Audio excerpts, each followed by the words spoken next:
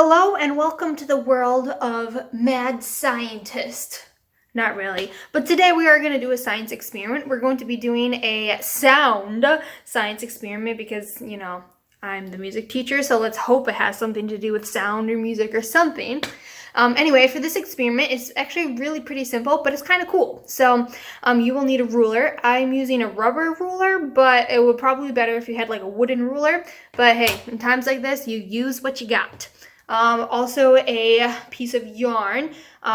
This is about 4 feet in length.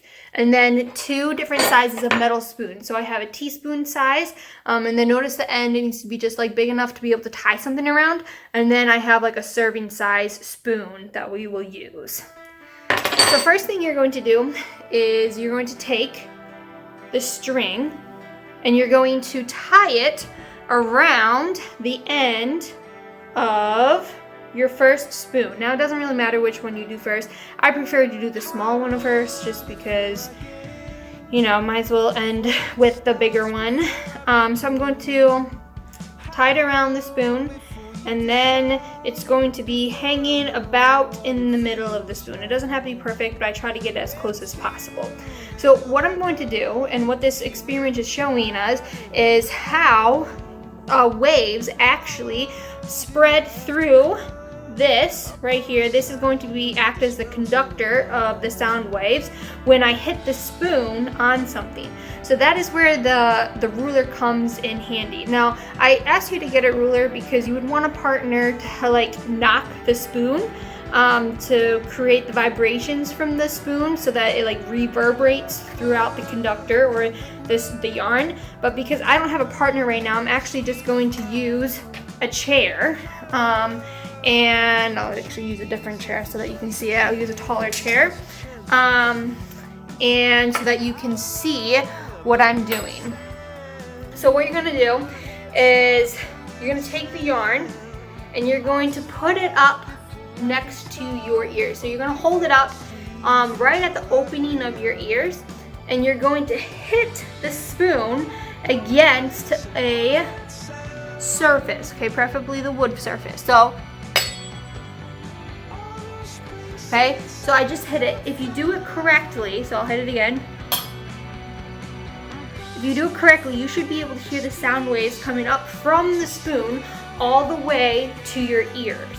The bigger the spoon, the lower the sound. So this to me, it sounds similar to when someone hits a bell. It's kind of higher pitched and you can actually it tickles the inside of my ears. The waves are going to actually keep going. There's going to be multiple layers of the waves because just like you can think of an ocean, a wave crashing into another wave is going to, every reaction creates and causes an equal opposite reaction, right? That's physics. And so the waves are going to interact and create another reaction of waves. So again, I hit it and to you it probably just sounds like a really dull tink. But to me, in my ears, it's actually really, really pretty loud. Also, you can play around with how much string you use. The longer the string that you use, the lower the pitch is going to be as well, because for those of you who remember from maybe general music with me, the bigger something is, the lower it's going to sound. The smaller something is, the higher it's going to sound. So that's that, and then I can try it with my bigger spoon. It's something, again, this is super simple, but it's actually really cool just to see the science and physics behind how sound waves travel. So now I'm going to hit the spoon, the bigger one. And see, that sounds more like a gong to me rather than like a bell.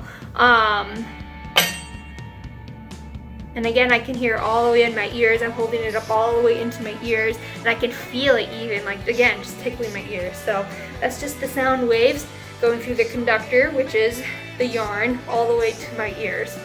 So yeah, I know it's not woo, fantastic, blow your mind type of thing, but I think it's pretty cool.